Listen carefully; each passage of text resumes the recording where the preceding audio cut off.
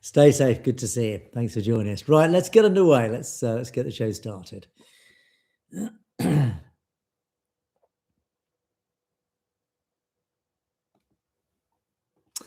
Hello and welcome back to Perspectives. On today's show, we've got two big stories. We're going to dive deep into two big stories. Firstly, unsurprisingly, Central Delhi is the story of the moment. It's erupted into chaos as police clash with over 100,000 student protesters led by the Cockroach Janata Party following massive national exam leaks. With injured youth fleeing into Gurdwara Bangla Sahib for sanctuary, we then untangle the three distinct protest fronts across Delhi and indeed Chandigarh up in Punjab. We'll analyse why Sikhs must avoid being drawn into Delhi's internal political power games. Then, a massive rift opens between Washington and New Delhi. Under Operation Hardball, of which we have talked at great extent about, the US Department of Justice has just unsealed federal indictments against, of course, jailed gangster Lawrence Bishnoi and his syndicate for transnational hits and extortion, officially now demanding his physical extradition. So, big news. Will India risk releasing its proxy asset to the FBI? there's a story. All this and not very much more, I have to say. That is our clear focus on today's show. Two very big stories. But at the end of the show, we'll take a look at some of your comments as well. So thank you, as always, to you guys for those. So let's get underway. And as I say, great to see you online. Thanks, stay safe for your comments already. So anyway, let's get on with the news. So this is, as promised in yesterday's show. Yes, of course, yesterday there was the sort of the rumors, or more than rumors, but basically a lot of people started to talk publicly about there's a lot going on in Delhi and Punjab at the moment. Indeed, there was. Well, if you have indeed actually tuned into mainstream Indian media anytime over the past 48 hours or so, you will have been scrolling through social media or the mainstream media, you will without doubt have seen all sorts of quite violent scenes of escalating chaos across central Delhi. Tear gas filling the air along Janpath, Connaught Place, all sorts of different regions. And of course, those heavy police lathi charges, barricades erected across the capital, and thousands of young people locked in those dreadful standoffs with paramilitary forces and the police. Well, at the same time, headlines from Punjab also speak of campus blockades, high-profile political delegations marching into university grounds, and growing threats of broader regional agitation. Yes, it does, at least on the face of it. It appears like Punjab and indeed Delhi is just about to explode. Well, of course, for you guys watching these all sorts of different fragmented feeds, the immediate picture is incredibly confusing. It was for all of us, I have to say, at first glance. What on earth is going on? I mean, the question, of course, immediately you jump to is, are we witnessing a second major farmers' protest along the lines that we saw in 2020 and 2021? Or is it a national Gen Z student uprising like the Punjab University uprisings that we saw some time ago? Or is it just localized political confrontation over ideological influence in Punjab? Well, actually, today I'm going to at least hopefully set out a little bit more clearly just what is going on in Punjab. So I'm going to try and untangle these three main threads, actually, as it turns out. They're basically the three distinct, though geographically and politically overlapping protest movements taking place across Delhi and Chandigarh. So to understand where it's all heading and how it impacts the Sikh community, of course, I want to lay out the reality, the groundwork, what actually is going on the ground in a little bit more detail. So we'll start with the CJP, the Cockroach Janata Party uprising. Let me start with a few pictures for you. Let me plug up a video so you can at least get a feel of what's going on the ground. I'll put that on loop as well for you. There you go. So the primary catalyst for these volatile images is, of course, the CJP. It is that Cockroach Janata Party. And these demonstrations are happening in New Delhi. And to understand the CJP, you've got to look back at its original existence. Why did it come into existence? Well, it was founded, as it turned out, as this satirical youth-led political movement by a guy called Abhijit Dipka. And the party adopted that name Cockroach as a deliberate, ironic rebuke to establishment figures who routinely just dismissed unemployed, young, struggling youth as parasites or cockroaches that sat there on the fringe of society. So what began as basically just a sort of a subversive digital online campaign, it then suddenly transformed. It went viral, and then it went real world. It transformed into this massive national street movement following two devastating systemic failures in the Indian education system. Firstly, there was the 2026 NEET UG medical entrance leak. Now, what on earth was that about? It was a systemic leak of exam papers. And that leak then compromised the futures of millions of aspiring medical students across the country. It basically was a massive, in English, cock up. There was a massive leak of the exams, which of course then you got these dedicated, committed, hardworking medical students. Suddenly the whole system that's supposed to examine them essentially collapsed. And then secondly, we have the CBSE marking irregularities. Now, what was that? That was widespread discrepancies in the Central Board of Secondary Education on-screen marking and revaluation processes, which left thousands of students in legal and academic limbo. In other words, again, it was a cock-up in the education bureaucracy that meant the basic marking of exams and end-of-year exams and dissertations and stuff just failed. So, of course, all these thousands of students then just didn't know, have I passed, have I failed? They can't make their key life decisions that they need to make at this time of year to then move their life forward. Essentially, you've got hundreds of thousands of young students left in limbo and chaos. So, this crisis then, as these tend to do in India, gained momentum, and it gained a huge amount of moral traction, particularly when this guy, he is a prominent Ladakhi environmental activist. His name is Sonam Wangchuk. And he joined the movement. Again, quite a very political decision on his part. But he joined the movement, initiating an indefinite hunger strike at Jantar Mantar that lasted over 3 weeks. This is him suffering in his hunger strike.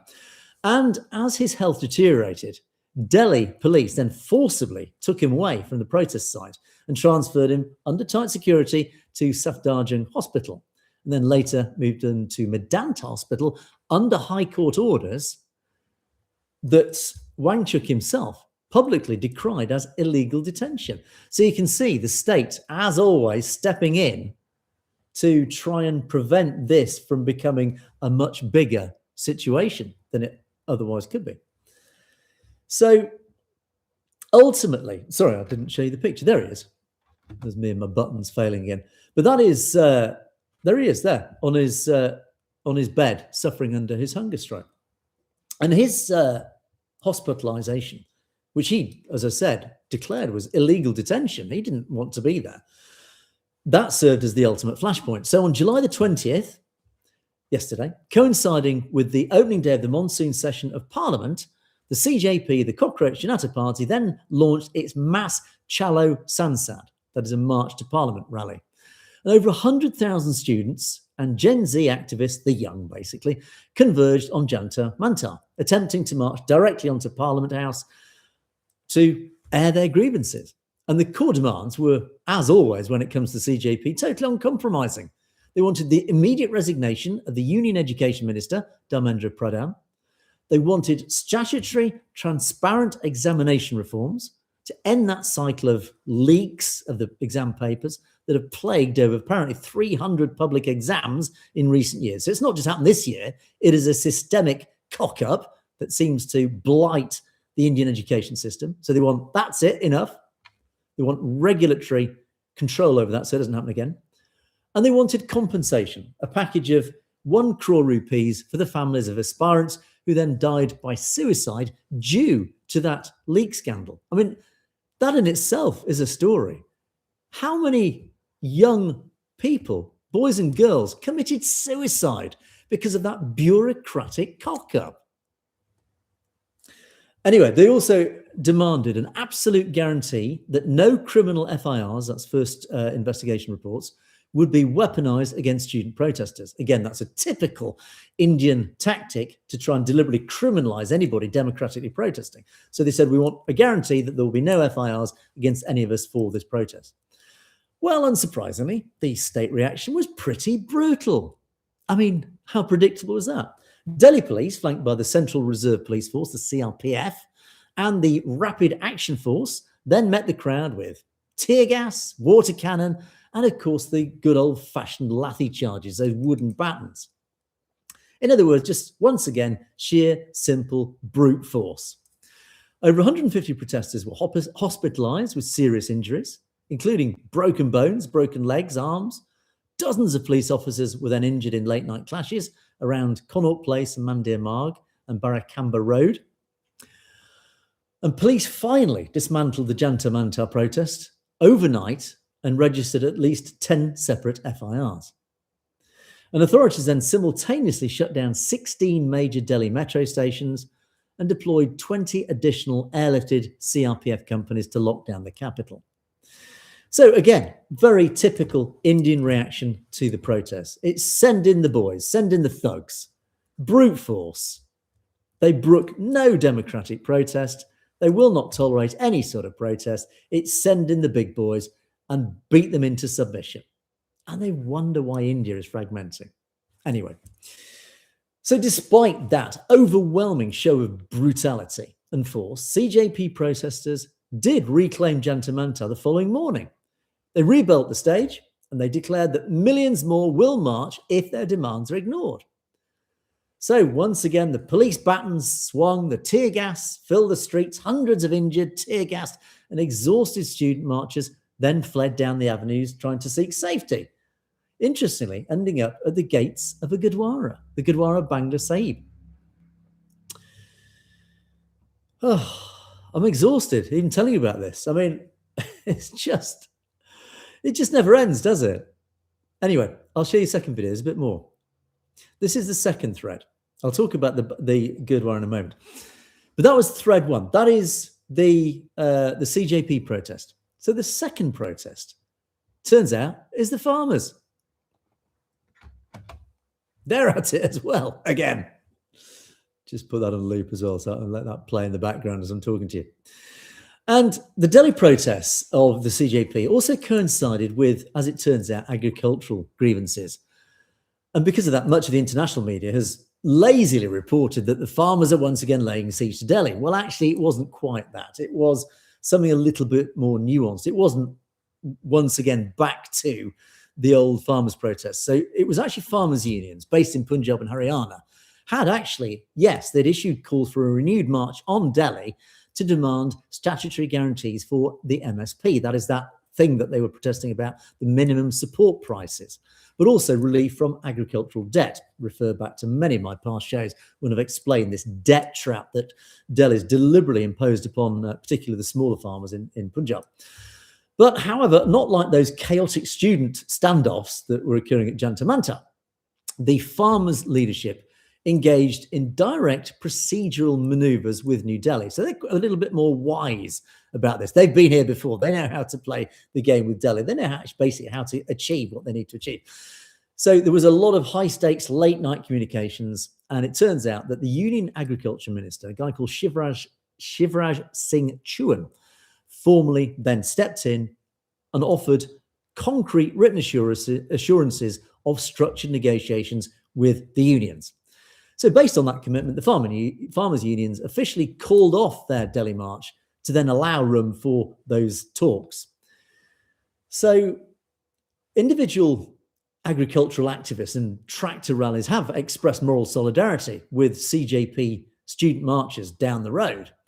The actual formal organised farmer protests are actually deliberately maintaining their positions outside the capital, holding back from joining those street clashes, whilst they just test the government's sincerity at the negotiating table. And my advice to the Delhi government is give the farmers what they want. Otherwise, it may turn into something very different. Because the last thing in Indian government, the Delhi government wants is the farmers to then join with the CJP. Because then, frankly, all hell will break loose. Anyway, so you've got the CJP, you've got the farmers, but also you've also got the university. The students at Punjab University are at it again. Let me play you another video. Here they are. So this is the third critical front on Punjabi soil, of course, specifically at Punjab University in Chandigarh. So this is actually distinct from that NEET NEET paper leak that they're protesting about in Delhi. And instead, this is more about the deeper political and ideological autonomy of Punjab and, of course, the university itself. And again, we've talked at length and at depth in the past about the attempts by the Hindutva government to try and take control of Punjab University, which, of course, fortunately, they've failed. But the current crisis at Punjab University was actually triggered by central government notifications aimed at fundamentally restructuring those same governing bodies. So they're having another go. This is the central government trying to restructure the Senate and the syndicate, those governing management bodies of Punjab University. Now, historically, the Senate operated as a democratic, broadly elected body where registered graduates, regional academics, then held a direct vote to elect the members and essentially to protect the institution's regional character, its Punjabi, and of course its Sikh inherent character, and also its academic independence. In other words, to prevent Hindutva and central government taking control of Punjab University, one of the central cores of Punjab and Sikh identity. Now, the central government's new notification, this new attempt that they've had a go to try and control the Senate, the idea through this latest notification was to drastically downsize the Senate from 90 members to just 31, basically eliminating all the elected graduate constituencies and replacing them with central government nominees. So again, you can understand why they're getting a little bit angry about it. And Punjabi political leaders and student organizations immediately said, absolutely no way. They decried this as totally unconstitutional. It was an unconstitutional assault on state rights and essentially called it out for what it was. It was an ideological takeover designed to hand control of Punjab University to the RSS and its student wing, the ABVP. Again, it's Hindutva, it's the RSS, trying once again to take control of that centre of Sikh culture. And student unions, under the banner of Punjab University Bachao Morcha, then launched blockades across the campus gates. They shut down administrative functions. Essentially, they tried to close down the university. And the movement gained huge amounts of momentum when key regional Sikh political leaders then also joined in the march on the campus to back the students. And I'm delighted to say that this, amongst the high-profile delegations, it included Faridkot MP Sarabjit Singh Khalsa. And that name, of course, I'm sure will ring bells with you guys. He, of course, is the son of Beyant Singh, one of the assassins of Indira Gandhi. And he was voted into the Faridkot constituency with a massive majority at the last elections. So a deeply popular guy. But, of course, now representing Waris Punjab Day. It also included the MLA, the Member of the Legislative Assembly, Manpreet Singh Ayali, Bapu Tarsem Singh, I think he's the father of Amritpal Singh, and also one of the founding members of Waris Punjab Day, and the youth president, Sukhdev Singh Kadian. Now, these guys, you can see them in the picture here, they met directly with the student leaders, and MP Sarabjit Singh Khalsa publicly warned that the dismantling of the university's Senate was, unsurprisingly, part of this broader strategy by New Delhi to strip Punjab of its historic educational and cultural assets. So he assured students that regional parties would then embed campus protection directly into their political manifestos. So hopefully that means that at least most of the political parties within Punjab will put in their manifesto, we will honour and protect the Senate and the structure of Punjab University. We won't basically do what the RSS is trying to do on behalf of, well, I was going to say the BJP, but on behalf of the RSS.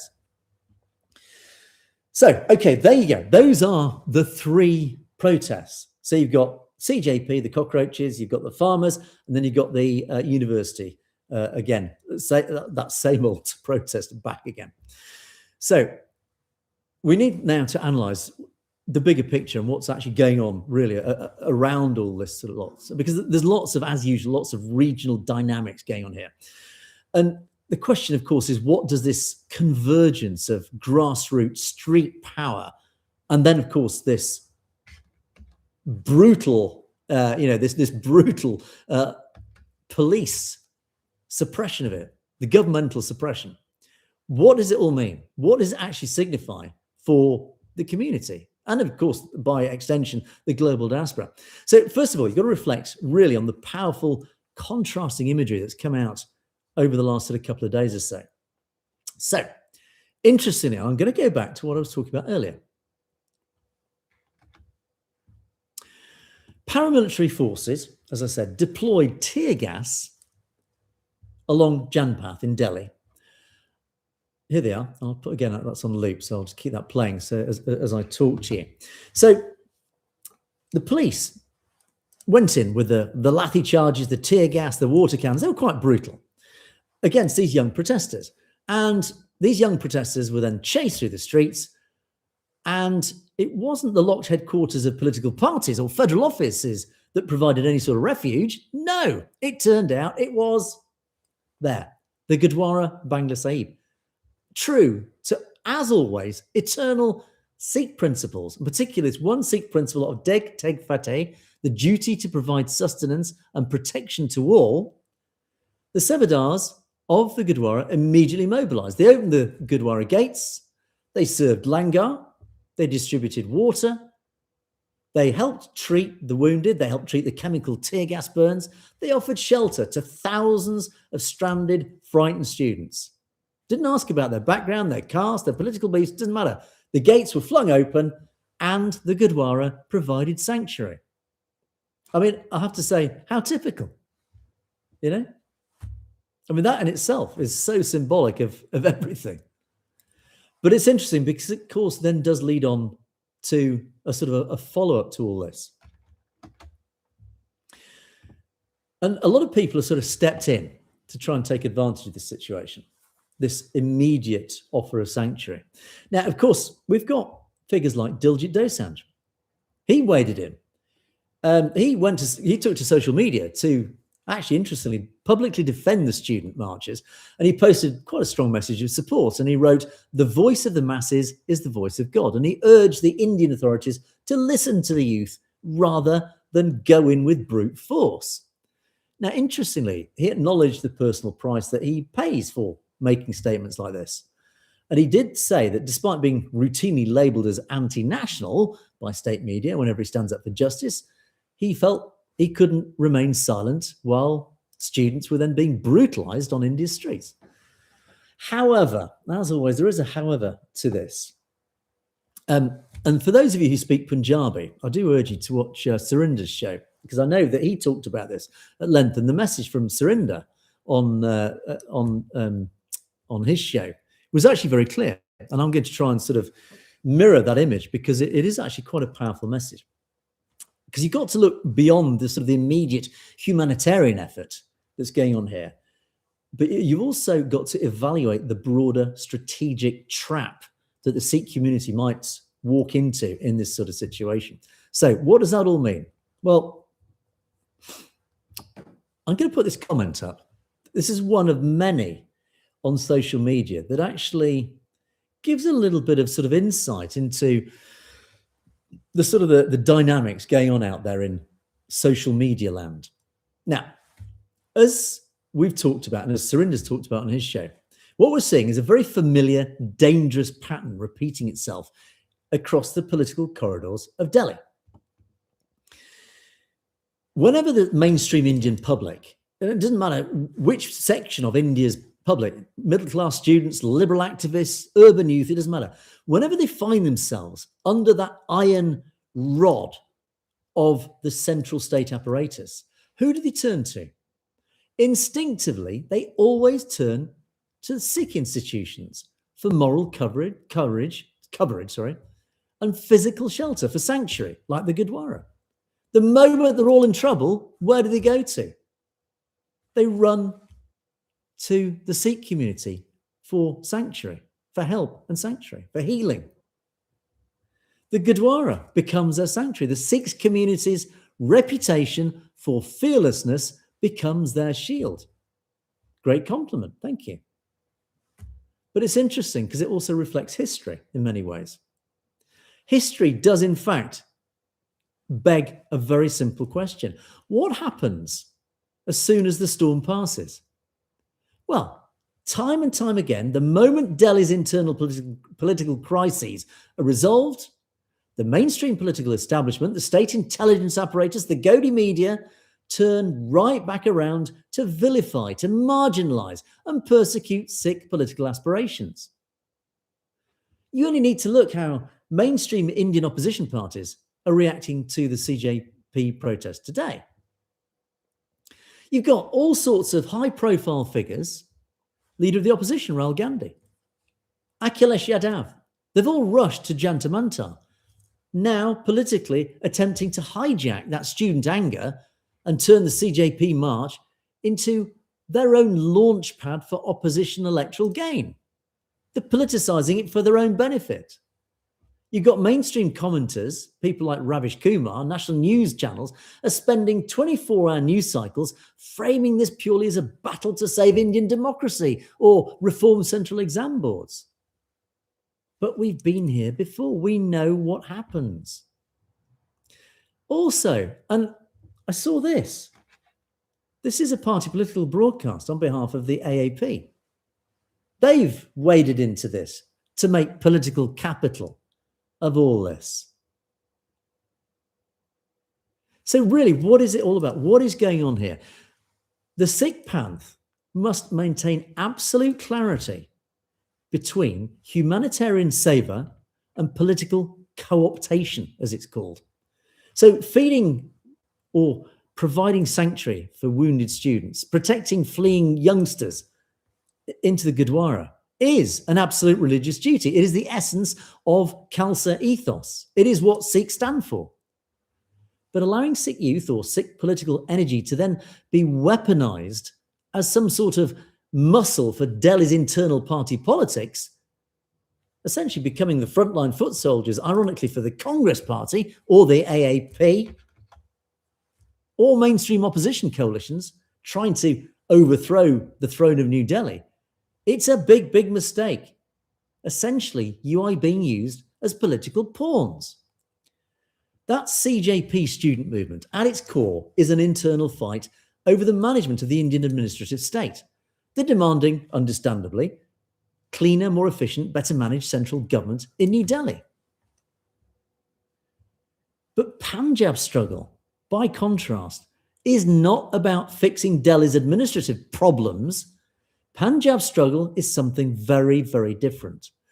It is about fundamental self-determination. It is about regional sovereignty. It's about protecting the riparian rights, the access to Punjab's own rivers. It's about securing the unconditional release of the Bandi Singhs. It's about halting the systematic ideological encroachment into Punjab University and the SGPC, the Akal Takht, the Akali Dal, etc., etc. That is what matters. That is what Sikhs are fighting. So when these student organizations in Chandigarh are blocking gates against the RSS, they're fighting for the survival of Punjab's distinct civilizational identity. Those students are fighting the battle for the Sikh community. But when students in Delhi march against these exam paper leaks, they're simply asking for something very different. It's a functional administrative seat in the Central Empire. So the diaspora and Punjabi Sikhs must not get confused between those two agendas. They are two very different agendas.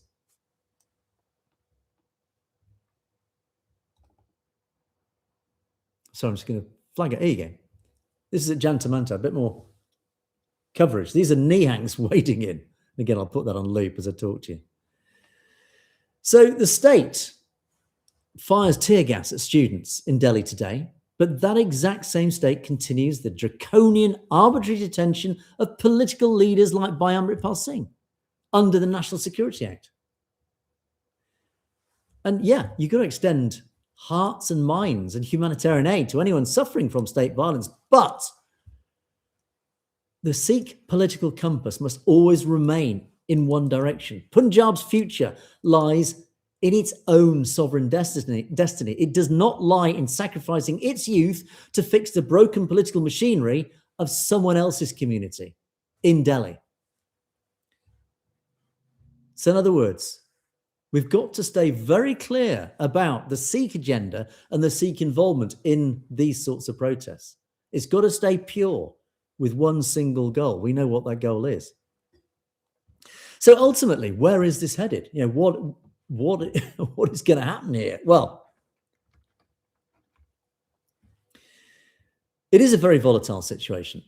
What's going to happen over the next 24, 48 hours is always the big question. And, oh, good heavens, ANI, I'll play you some coverage. There's some more coverage here, actually. There you go. I've got loads of coverage. This is ANI's coverage of the last few days. Well, what's going to happen in New Delhi? Clearly, it's still in a state of siege. Union Parliamentary Affairs Minister Kiran Rijiju has actually signalled that the government will only discuss these issues in Parliament, but refuses to remove that Education Minister, Dharmendra Pradhan, that the CJP are demanding is removed. But, of course, as long as that situation doesn't change, as long as the government digs its heels in, that standoff is only going to intensify, which is interesting. And you've got 20 additional CRPF companies being deployed, a metro station sealed around that whole region. Essentially, central Delhi is now under paramilitary lockdown. It's quite an interesting situation, this. You've got tens, if not hundreds of thousands of students now, obviously fired up with zeal and the passion of youth, with very little to lose, against a state that's pouring in brute force, also refusing to budge. What is going to happen? Big question. All I know is it's going to lead to violence. Also, secondly, we've already got 10 FIRs filed across New Delhi police stations. The Supreme Court is refusing to grant urgent hearings against police violence. So the Supreme Court is allying with the state. What a surprise. The state is now shifting from street crowd control to targeted long-term legal suppression of that leadership of CJP. So they're being, once again, very insidious, very sinister in how they're going to suppress it. They're going after the leadership legally, and I put legally in inverted commas. They're going to use lawfare. Basically, they're going to end up imprisoning the CJP leadership under some trumped up charges under the NSA or the UAPA or some other nefarious piece of legislation that conveniently they've created to allow them to imprison political dissenters. Democracy? Ha, ha, ha. But that is likely what's going to happen. They're going to go after the leaders. And then Punjab and the university, what's going to happen there? Well, national media is focusing primarily on what's happening in central Delhi.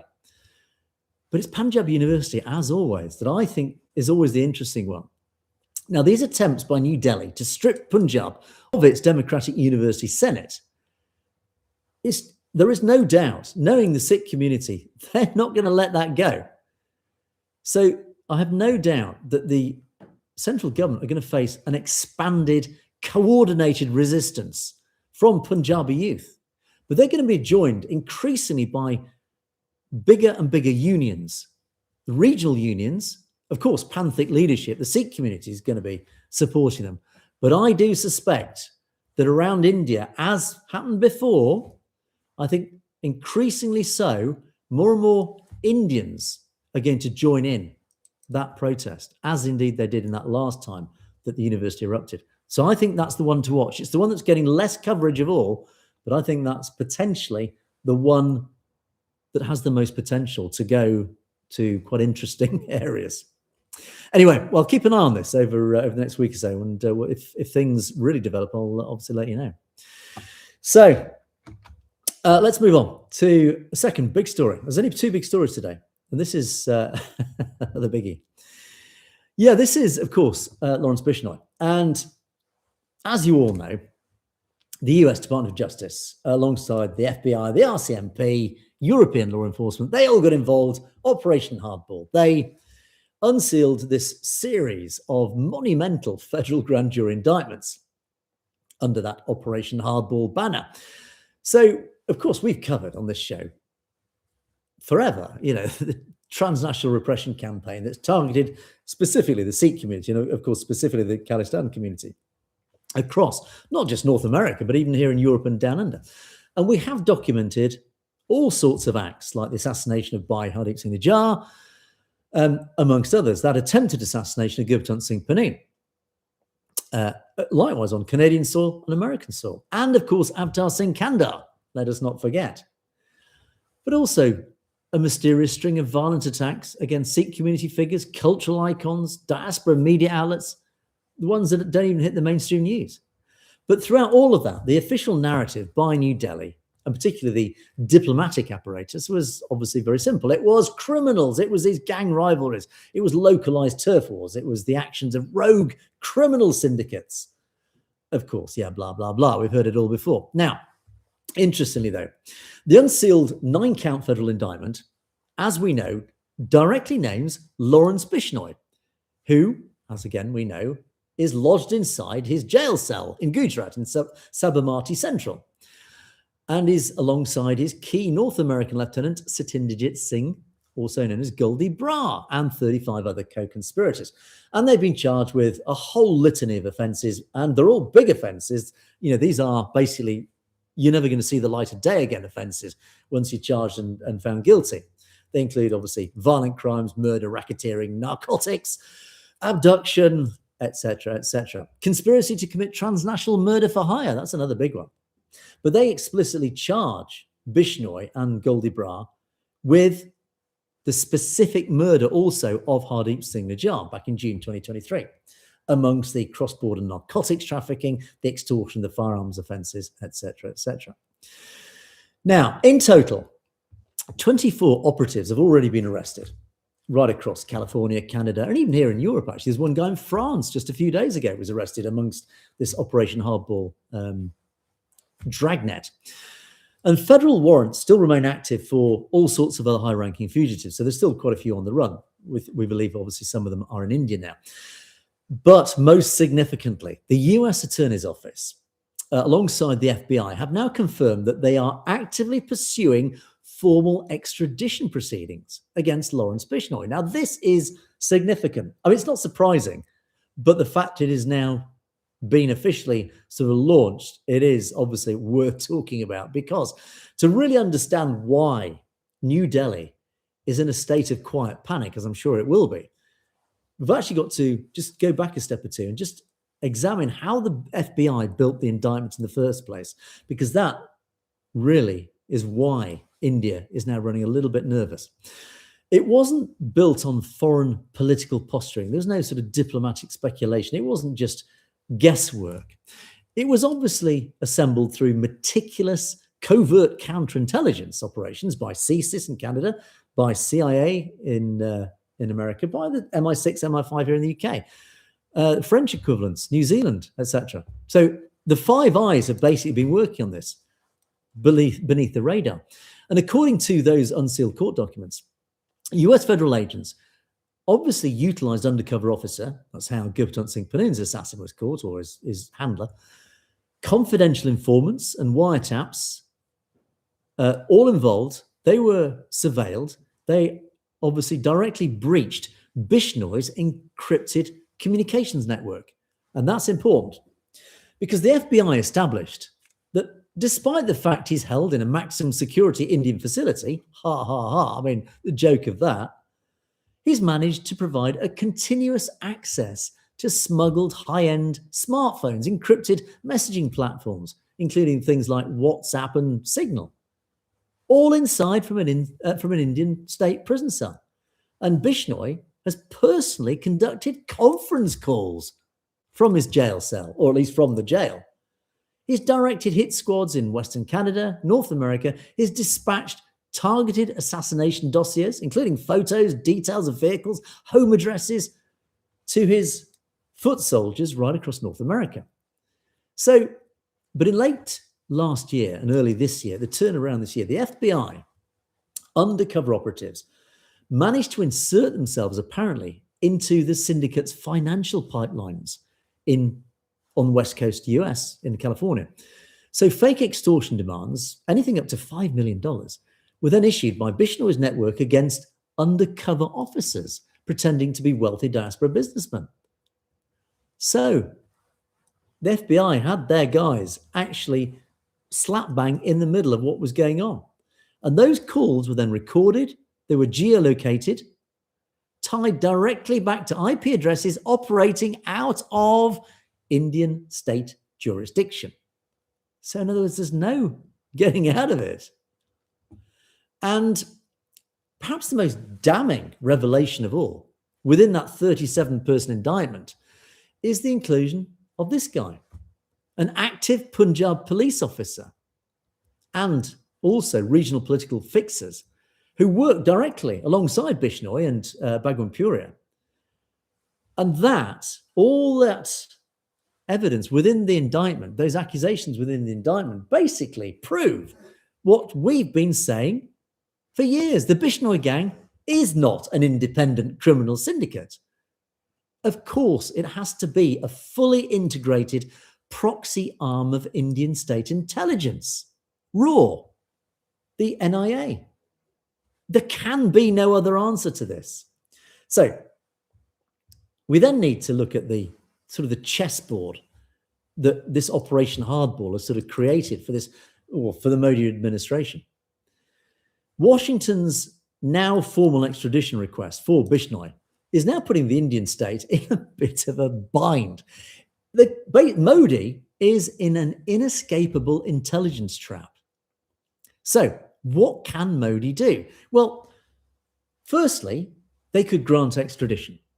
Now, if they comply with international treaty obligations and then extradite Bishnoi to then stand trial in a US federal court, well, the consequences for the Indian intelligence system is going to be absolutely catastrophic. I mean, you can imagine, once inside a US federal detention facility, away from any sort of control or protection of Gujarat prison officials that he's enjoying at the moment, he's going to face mandatory minimum sentences ranging from at least 10 years, basically to life without parole. In other words, Bishnoi, if he's found guilty and sentenced, he's never going to see the light of day again, as long as he lives. So, of course, under the pressure of federal prosecutors, what's he going to do? He would have every incentive to then cooperate under a plea bargain. He's going to spill the beans. Of course he is. Anybody would in his situation. So what happens when he reveals things like Indian intelligence handlers provided his communications facilities, the cell phones, diplomatic immunity to a jail gangster, how state-sanctioned funds were funneled through Hawala channels to his hitmen in Vancouver, California, wherever. He's going to reveal how high-ranking police and state officials coordinated transnational hits against Khalistanis. So for New Delhi, handing Bishnoi over to the FBI, it basically means they're handing over the master key to that whole covert foreign assassination plot. Or, alternatively, what if they refuse? What if they say no? Or they try and stall it indefinitely? In other words, they avoid sending Bishnoi to the US. Well, if they try that, if they invoke some sort of domestic judicial delay or just simply refuse to hand him over under the guise of some sort of ongoing domestic trials, that's another method they try to use. The diplomatic cost of doing that will be absolutely enormous. If you refuse to extradite a man indicted by a US grand jury for murder for hire, for racketeering, mass narcotics trafficking on American soil, basically you're officially cementing your status as a state sponsor of transnational crime. It totally destroys New Delhi's new sort of preferred international talking point that we are a rule of law democracy, that we are combating external terror. No, the message that then sends is that we basically align with rogue regimes that weaponize gangland proxies across sovereign foreign borders. So again, you can see this trap now that Delhi's in. They really are in trouble. And the fallout is spreading because the Five Eyes, of course, they're all aligned now. That Operation Hardball was announced jointly by US and Canadian federal authorities. So that on its own demonstrates that both Washington and Ottawa are now completely united in prosecuting Indian state-backed networks. Admittedly, they haven't yet named the Indian state, but that is, of course, going to be the next domino to fall. And interestingly, it's not just the US and Canada. In tomorrow's show, I'm going to talk about New Zealand. There's new developments in New Zealand. But basically, other Western allies like New Zealand are actually now starting to think twice about trade deals, these bilateral trade agreements with India, and indeed intelligence sharing frameworks, as they're now discovering this full scope of Indian state interference.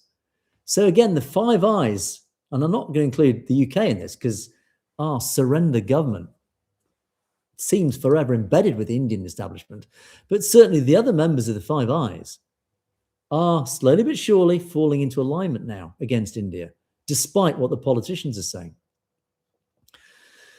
So the bigger lesson, really then, it does bring some quite stark conclusions from really both these stories, actually, if you sort of join them together. Because in that first story, with all the protests going on in Delhi and Punjab, we've seen how the Indian state is quite prepared to use military-grade force, tear gas, those lathi charges, brute force, and, of course, propaganda and lawfare to crush student protesters, to strip Punjab University of its historic autonomy, and then align that with the second story about Bishnoi.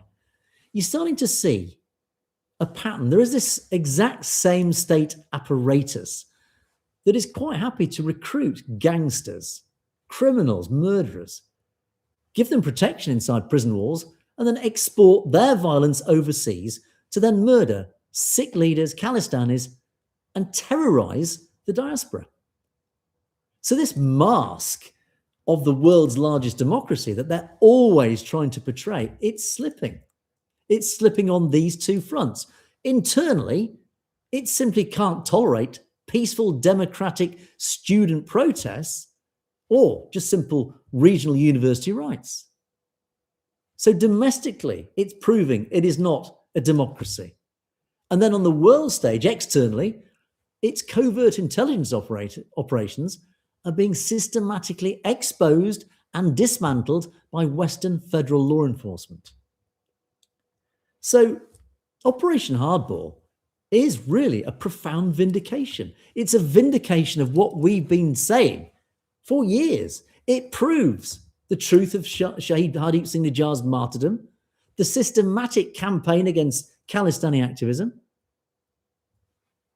and proves that that activism cannot be erased by Indian propaganda, no matter how extensive they try to roll it out across the world. The evidence is now permanently etched into the public legal record in the US and federal courts across the globe. We know what India is now. The veil has been lifted. They can call themselves the world's largest democracy, but the reality and the truth speaks for itself. So there you go. Big, heavy stuff. Let's move on to our comments. And as always, a huge thank you to you guys for all your wonderful contributions. Thanks, guys. Nice to see you guys still commenting in the comments there. The Sikh Jedi. There's a great name. Welcome, Sikh Jedi. Stay safe, of course, there as always. Did I see TC? I must try. I wonder if I can increase the size of it. Oh, no, that's the wrong one. I'm just going to try and increase the size of the comments. So I can, stop it.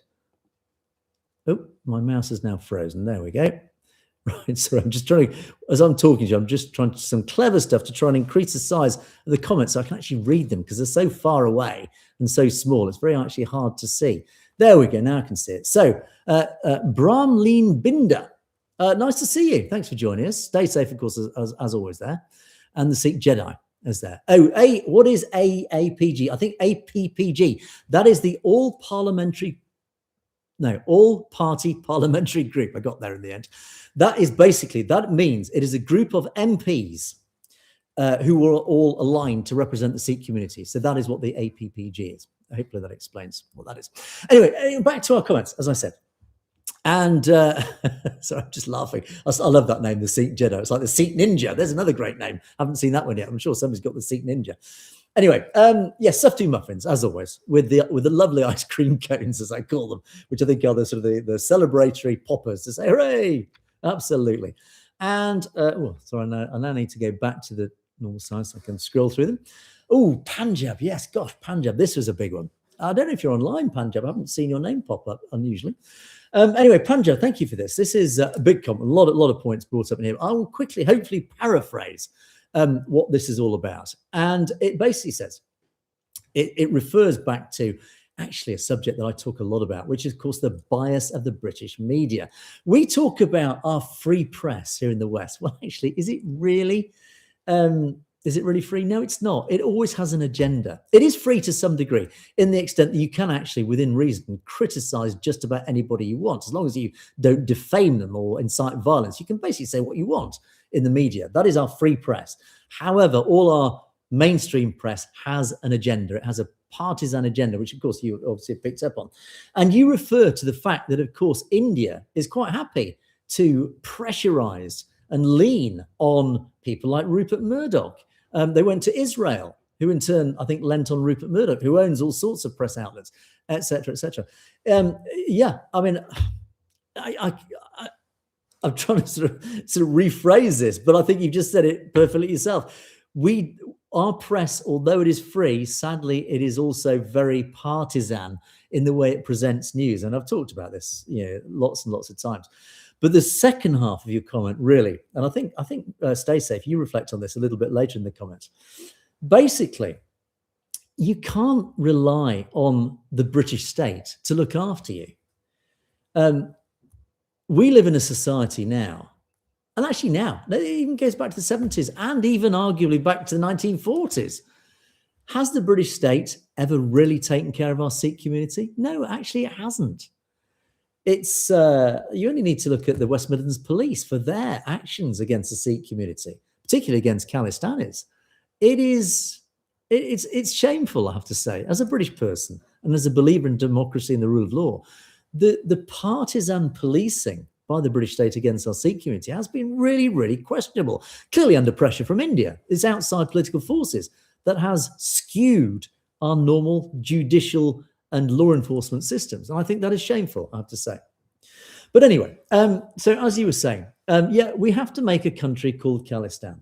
To do this, you must remember the message Guru Nanak Ji left to every Sikh. And sadly, because it's in Punjabi, I can't read it. You're going to have to go on the comments to look at what it said. But what you said, and this is really to sign off Punjab's comment, you've seen with your own eyes the way the Sikhs are being targeted. I have, and I talk about it, sadly, all too regularly. You've reported this with disbelief that British media can act the way they did. Actually, it's not disbelief. It is belief. I know it's not disbelief. I think it's just shame. Again, it's shame that our media can be so partisan. Do you still think that the British media isn't censored or there is a free press? I think I've just answered that question. We won't even touch the double standards in freedom of speech. Yes, I do. I think that absolutely sums up the problem that we have in the UK. It's very nuanced. We're not like India, where they really don't have a free press. But as I say, it's more nuanced. Our press are masters at manipulation, at manipulating the narrative. You only need to see that with that awful murder of that poor girl, Kirandeep Kaur, a few days ago, which barely touched the headlines. And then the murder of Henry Novak by a sort of Sikh. And suddenly it went viral. The whole world was talking about that. And everyone was demanding we ban the Kirpan. So yeah, it is. It's totally biased, I have to say. It's sad. What is the answer? I don't know. The answer actually was a non-partisan BBC. But even the BBC now has become partisan. It's got its own agenda. It's very sad, actually. It's a real breakdown of Western democracy. We're seeing it all around Western democracies, actually. I don't know how to stop it, other than people like me, YouTube. And God bless outlets. No, I won't God bless YouTube, because they've demonetized us. So I'm never going to praise YouTube.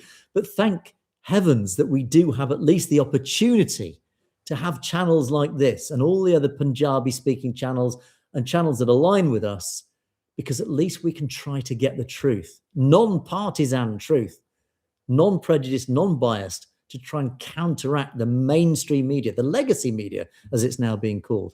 It's old-fashioned. They are the dinosaurs. That's the good news. What are the young watching? Channels like this. Well, I don't know if you're watching channels like me, but certainly the young are on YouTube and equivalents, which is actually good news. So thank you for that, Panjab. That was a very lengthy but very important discussion. And so I just need to move a few windows around because I need to have a look at the clock. We're all right. We've got 5 minutes. We're okay. Stay safe. Hello, stay safe. You're still very active on comments. Always good to see you on the live show. It's always nice to know you're there. Crime is always around the corner. Yeah, this actually, again, this is another sad indictment. I'd be interested, you guys in North America, Canada, North America, USA, is it the same in your society? I suspect it is. It seems our societies are just breaking down. It's not just division between, the left and right and what have you.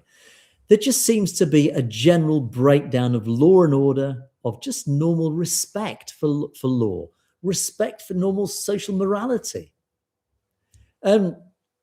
Sorry, Sikh Jedi, I've just seen your comment. No offense, Angus, I sense a Sikh backed. That is a word I don't understand. I'm going to have to Google that, whatever a backed is. You'll have to explain it. Anyway, sorry, as I was saying about this. Yeah, no, stay safe.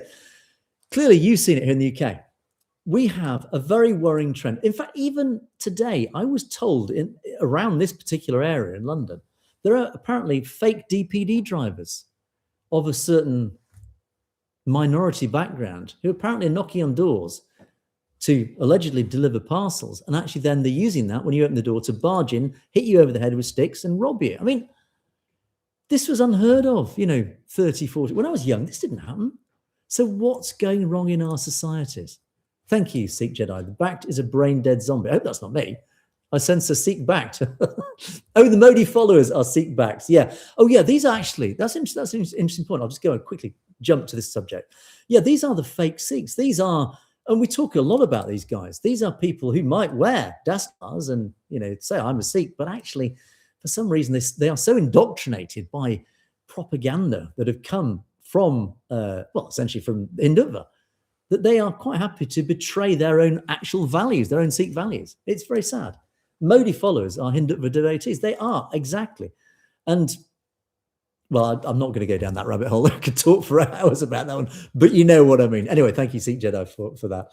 Anyway, back to, stay safe. So your comment, there is this worrying breakdown in our social order, certainly here in the UK, and I sense it's also happening and has happened in North America, even Australia, New Zealand. I've actually seen comments there. What's going wrong? I don't know. It's up to our politicians to sort it out. But what can we do about it? Well, Stay Safe has got the answer. You need to learn martial arts. You need to learn to defend yourself. You need to go into, as you say, survival mode. Double lock your doors at night. Make sure your windows can't be breached. It's sad. Isn't it tragic that we have to say this? Isn't it tragic that our wonderful societies that we've all built together are suddenly falling apart? They're breaking down. We now have to live in fear. Again, democracies should not live in fear. Yet we are. And unsurprisingly, Panjab totally endorses your comment, because I do know Panjab, one of our resident warriors, is ready to pick up arms and start wielding his kirpan in anger. Of course, Panjab's there. Absolutely. Join a gun club. Keep a gun. A Sikh must have 5 of the best weapons. Panj, indeed. So there's the advice. I don't endorse violence of any sort, as I always say. However, in self-defense, absolutely, it is totally justified, but always within the law. Be careful. We've got weird laws here in the UK about self-defense.